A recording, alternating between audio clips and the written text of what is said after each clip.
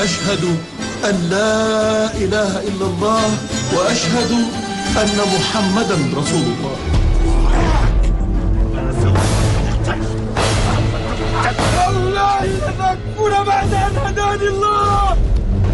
Saat Islam datang melalui Nabi Muhammad SAW, kaum musyrik Quraisy secara terang-terangan melakukan penolakan.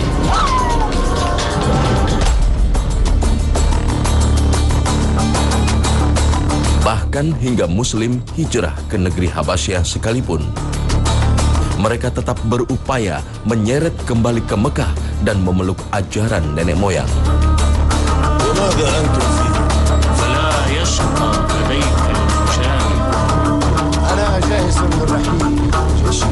Strategi licik nan kotor kemudian ditempuh kaum kafir Quraisy yang berusaha menyuap para penguasa negeri Habasyah agar mau memulangkan muslimin ke Mekah.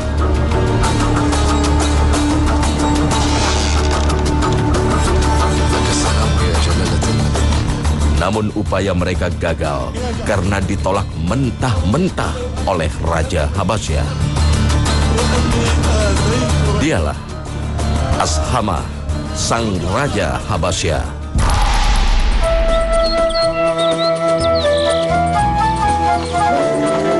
Bagi masyarakat Habasyah, sebuah wilayah yang merupakan gabungan dari Sudan, Eritrea, dan Ethiopia,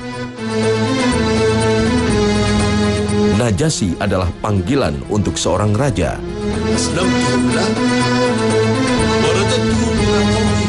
Nama asli sang raja adalah Ashama. Di masa kepemimpinan Raja Ashama, saat itu pula Islam turun di kota Mekah.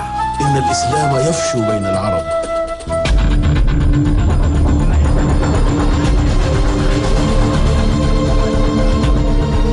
Sementara di kota Mekah, tepatnya di tahun keempat kenabian, perlakuan para pemuka Quraisy terhadap muslimin kian kejam dan brutal.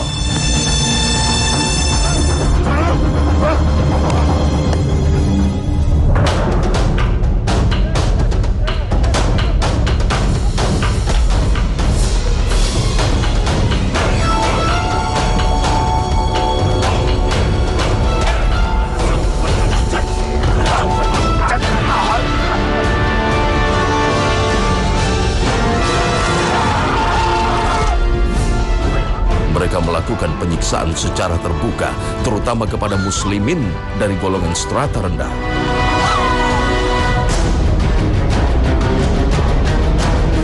Hingga di tahun kelima kenabian, keadaan kian memburuk.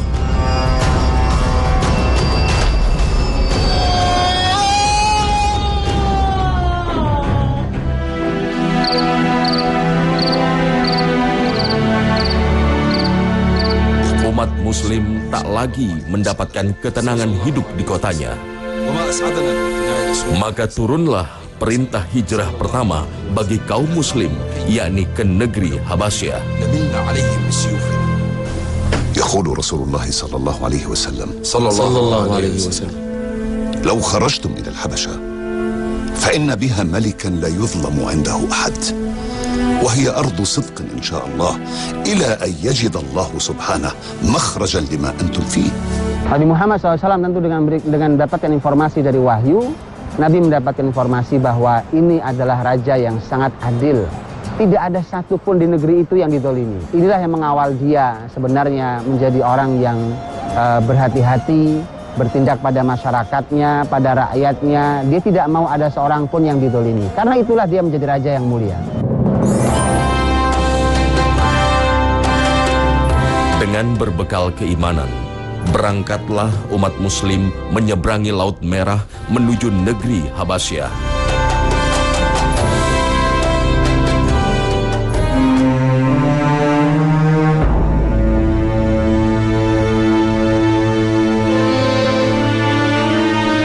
Sesampainya di Habasyah, mereka segera meminta izin sang raja agar menetap di wilayahnya.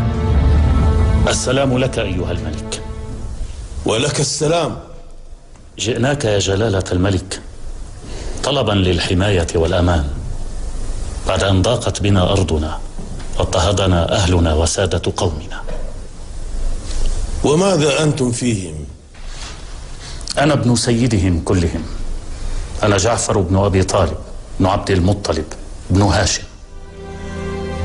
أجل، لا يشقى في ملكي طالب جوار وحماية.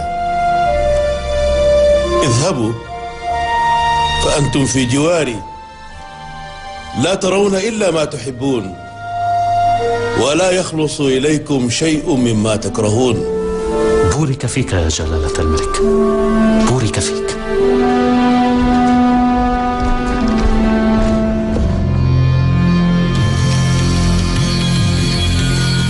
Ternyata benar, sang raja memperlakukan umat muslim dengan sangat baik meskipun ia beragama Nasrani. يسعد علينا النجاشي ملك الحبشة. ذهبت بعيدا يا أبا الحسن. ونقتل ما نقتل. Hijrahnya umat muslim ke Habasyah membuat berang kaum Quraisy. Mereka segera menyusun rencana agar bisa memulangkan kembali umat muslim ke kota Mekah. أنا جاهز للرحيل إلى النجاشي، فهو الله يعرفني ويحبني، ولسوف أرد لكم أولئك الصبا. إن أكثر ما يحبه النجاشي من بلادنا هو الأدم، فاجمعوا لي ما استطعتم لأتقرب منه ومن بطارقته، فأغير قلبه على أنصار محمد، وآتيكم بهم فتفعلون بهم ما تشاءون.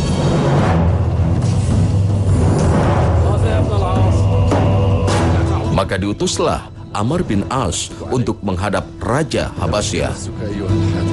Bersama Umaroh bin Walid, Amr bin As berangkat ke Habasyah dengan membawa berbagai macam upeti untuk sang raja.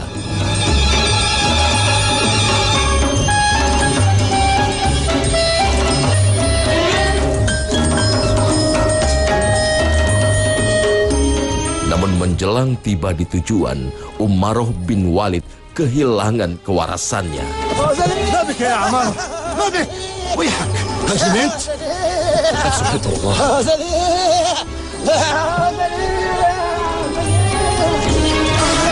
ماذا أقول لأخيك خالد؟ ماذا أقول لقريش؟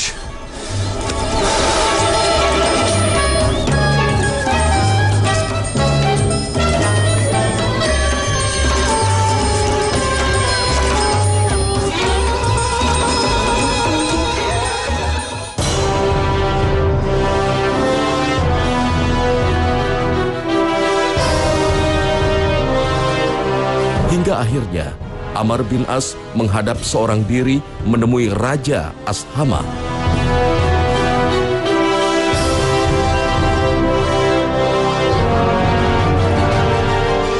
Disinilah ia mulai melancarkan aksi liciknya dengan menyuap sang raja agar mau memulangkan muslimin ke Mekah. لك السلام يا جلالة الملك. Tanpa diduga, tawaran Amr bin As justru membuat sang raja marah. لا أسلمهم أبدا، ولا يكاد قوم جاوروني ونزلوا بلادي واختاروني على من سواي حتى أدعوهم وأسألهم عما يقول عمرو في أمرهم. Ia lantas memanggil muslimin untuk memberikan penjelasan. يا جعفر، ما هذا الدين الذي فارقتم فيه قومكم؟ Ja'far bin Abi Thalib yang menjadi juru bicara kaum muslimin menjelaskan Islam dan keadaan yang menimpa mereka pada Raja Ashama. أيها الملك، كنا قوما أهل جاهلية نعبد الأصنام ونأكل الميتة ونأتي الفواحش ونقطع الأرحام ونسيء الجوار ويأكل القوي منا الضعيف، وكنا إلى ذلك زمنا حتى بعث الله إلينا رسولا منا نعرف نسبه وصدقه وأمانته وعفافه، فدعانا إلى الله لنوحده ونعبده ونخلع ما كنا نعبد نحن وأهلنا من دونه من الحجارة والأوثان. Sang raja pun memutuskan bahwa muslimin akan hidup aman di negerinya. La wallahi, la uslimukum abadan. بورك فيك أيها الملك الرحيم العادل.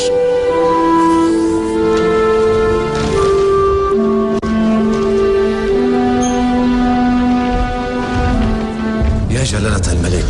أبقي شيء يا عمرو؟ Tak puas dengan sikap Ashama, Amr bin As kemudian menghasut sang raja Habasyah.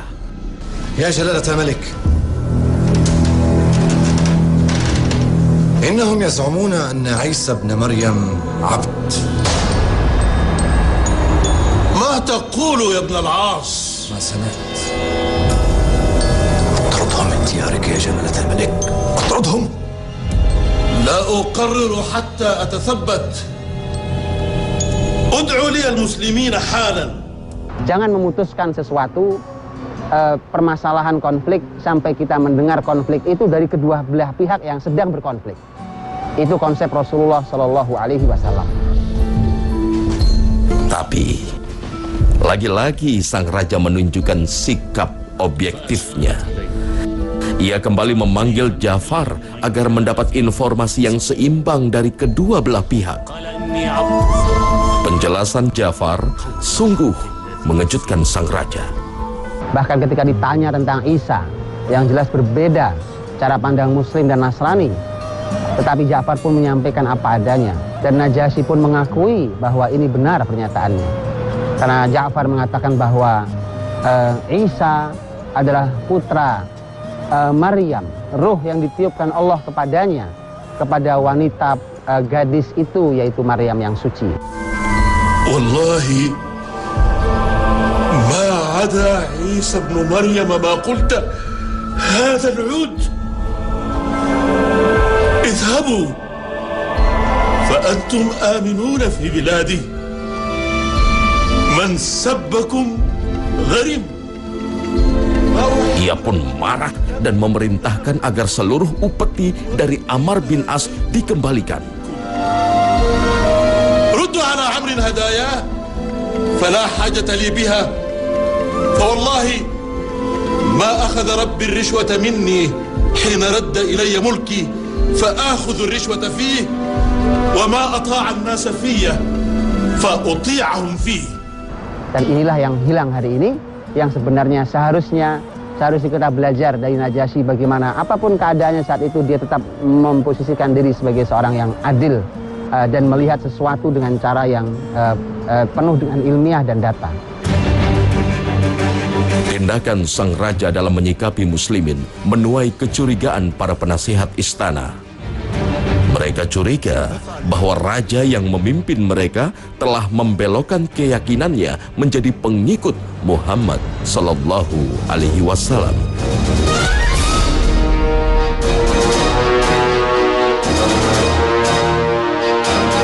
Hingga terjadilah konflik internal di kerajaan Habasyah.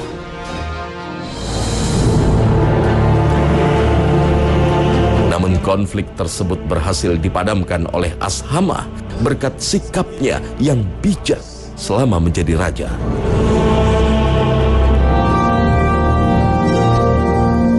Sikap agung Ashama ia dapatkan dari didikan sang ayah setelah melalui berbagai cobaan.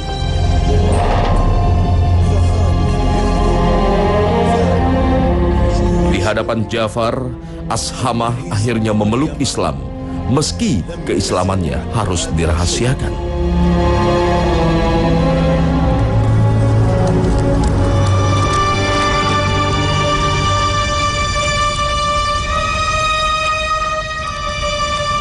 Pada masa hijrah di Habasyah, seorang muslimin Mekah, yakni Ubaidillah bin Yahsi, keluar dari agama Islam.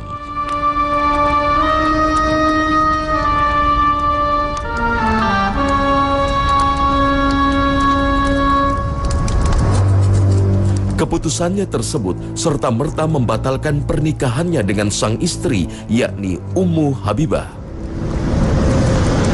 تعرف ديننا يا عبيد الله إن رملة بنت أبي سفيان أم حبيبة زوجك لا تحل لك، فأنت مرتد عن الإسلام وهي مسلمة، وهي طالق منك بحكم الدين والشرع.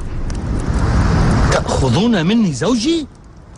بل أنت من تركها، وهي لا ترضى عن الإسلام بديلا.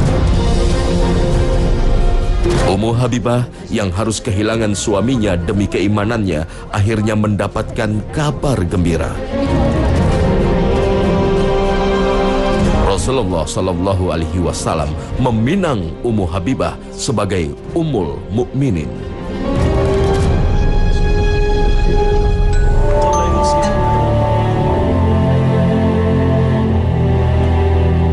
Dan Rasulullah Shallallahu Alaihi Wasallam memilih Ashamah sebagai wali bagi dirinya.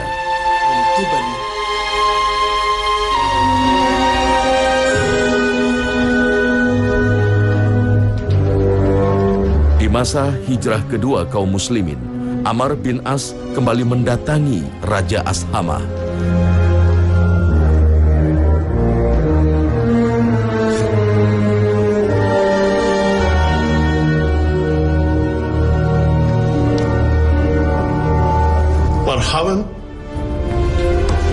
مرحبا بصديقي عمرو القرشي. ها؟ بماذا أتيت؟ أتيتك برجاء. قل يا عمرو. Kedatangannya sempat membuat sang raja marah.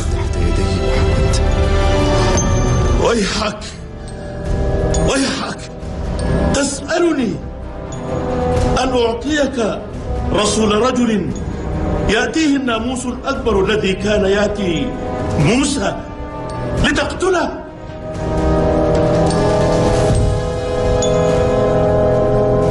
أطعني يا عمرو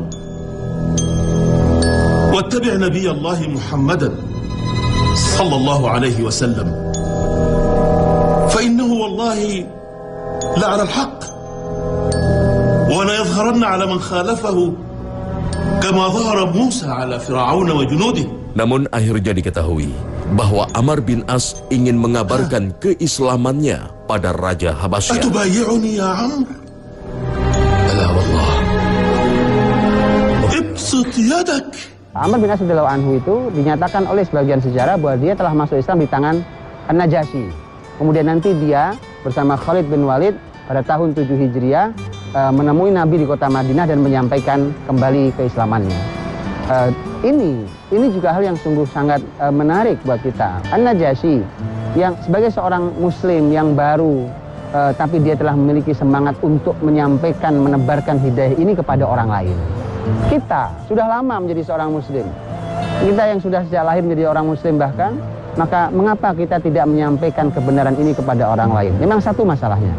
Masalahnya adalah ketika kita tidak memiliki keyakinan yang cukup pada diri kita tentang keislaman kita, maka bagaimana kita akan menyampaikan ini kepada orang lain? Untuk itulah mulai dari kita, dan kita punya tugas untuk menyampaikan hidayah ini kepada siapapun yang kita temui. Wallahi, inni ufariqukum wa qalbi yaqturu alaman.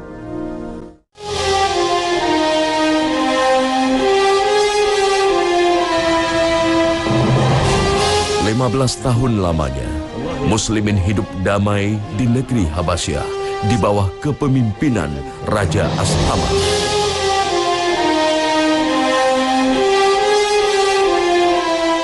Dan di tahun ke-7 Hijriah, saatnya bagi muslimin untuk pergi meninggalkan Habasyah menuju kota Rasulullah Sallallahu Alaihi Wasallam, Madinah Al-Munawwarah.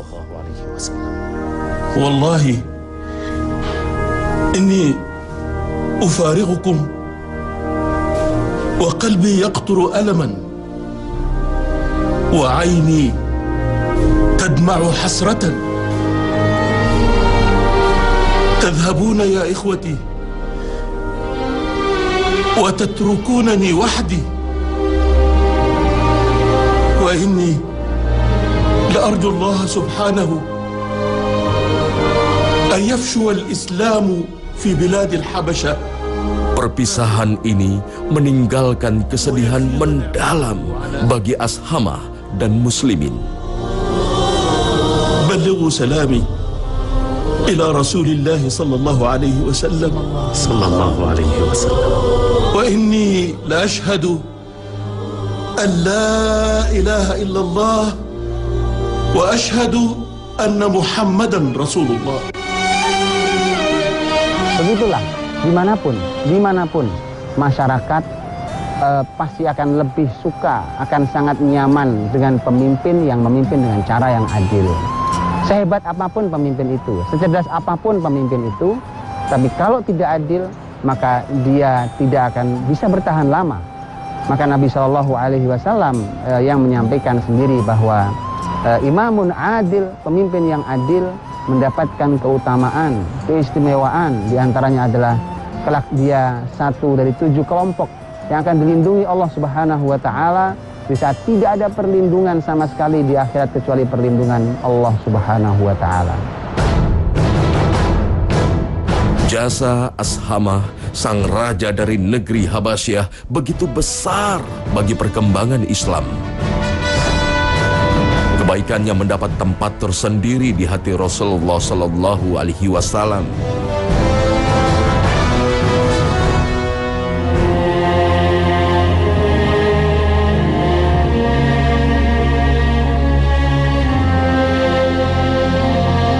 Tahun ke-9 Hijriah, umat muslim mendapat kabar wafatnya sang raja. يقول لكم رسول الله صلى الله عليه وسلم إنما يحزنه يحزنكم لقد مات الملك العادل أخوكم في الدين النجاشي ملك الحبشة الذي آوى إخوانكم ومنعهم وحماهم من بطارقته ومشركي قريش رحم الله النجاشي. هيا إلى صلاة الغائب على أخيكم.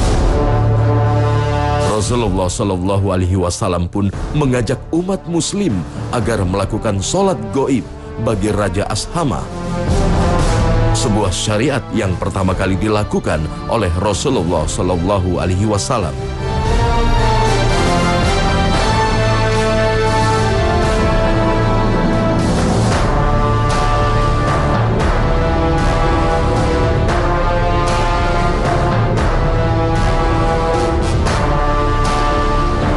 Rahimahullah Ashamah, sang raja yang adil dan bijak dari negeri Habasyah.